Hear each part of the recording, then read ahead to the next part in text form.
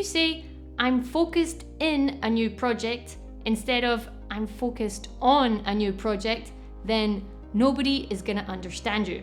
All your coworkers are going to laugh at your English and you'll probably get fired on the spot.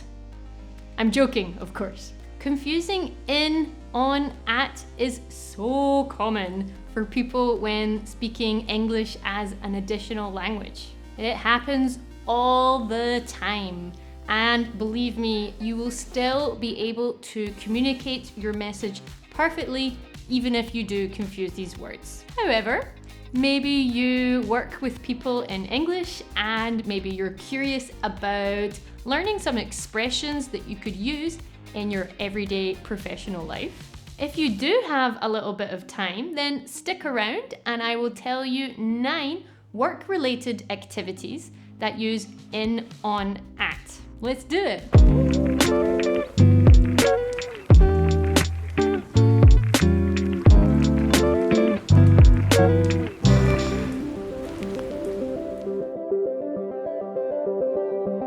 If you are part of a team or a department, then you'll say that you work in that team or department. For example, I work in the IT department. Or maybe in a job interview, you say, I enjoy working in a team. So it's common at work to talk about time, money, effort. And for that, you'll probably use an expression like invest in. You'll say sentences like, our company invests in employee training. Or we want to invest more resources in research. This one's for all the experts out there. When you describe your expertise, you say that you specialize in a particular field. For example, we specialize in sustainable growth. The company specializes in digital marketing. Quick thing about the word specialize, when you spell it with British spelling, it's with an S, and with American spelling, it's with a Z. Both options are totally fine, just whichever one you prefer. A way to describe working together with other people is to use the expression collaborate on an activity. For example, we collaborated on the report together. I want to collaborate with Thomas on the new presentation. Oh yeah, so without your head exploding, you collaborate with a person on an activity. I'm sorry, I didn't make the rules, I just followed them. Check out this sentence. Here's a quick update on the marketing campaign. Can you give me an update on the sales numbers? When exchanging information about new developments on projects or events, it's called sharing, giving, receiving updates on that topic. So it's an update on a situation.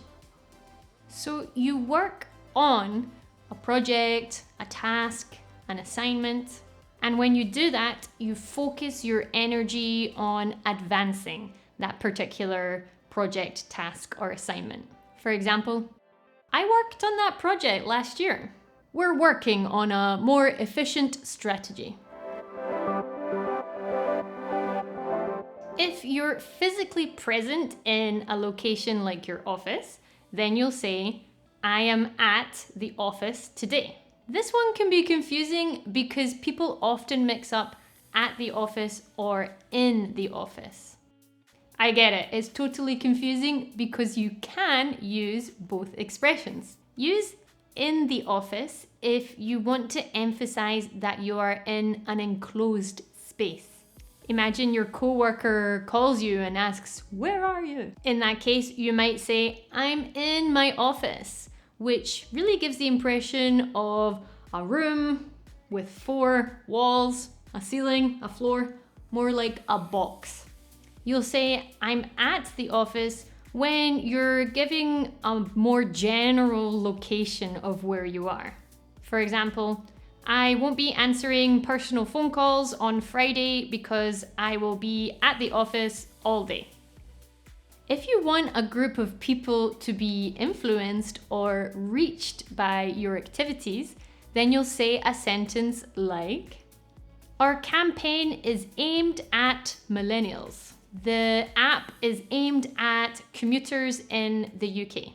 You can also use aim at followed by an activity. For example, the training program is aimed at boosting leadership skills, meaning the purpose of the program is to boost leadership skills. Note here that if you do use an activity, the activity will be with an ing. Aim at doing something. When you're at work, you'll probably have scheduled appointments with people. Make sure that you say at when talking about the time. For example, I have an appointment with the client at 10 a.m. The meeting is tomorrow at 5. The training session is scheduled at 3 p.m.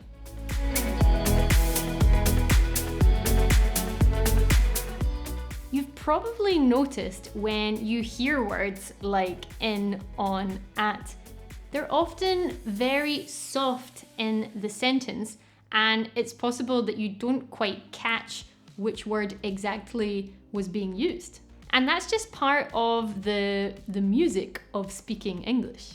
So as a general rule, when you speak in English, you emphasize, you stress the important words in a sentence, so the words that carry the main message, and you tend to say all the other less important words more softly, quickly. So words like in, on, at, we tend to go very quickly and rush in a sentence.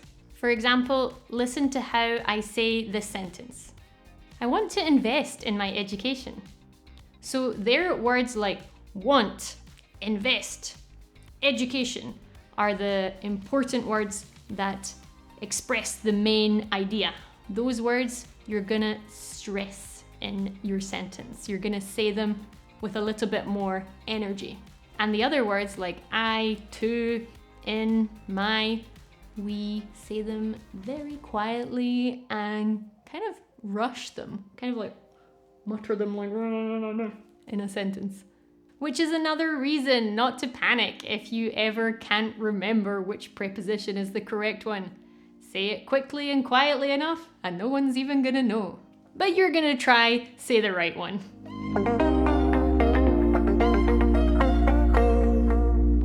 That was some hardcore preposition practice. Let's review what you know. Work-related activities with in. Work in a team, invest in something, specialize in a field. With on, you collaborate on activities, share updates on situations, work on tasks.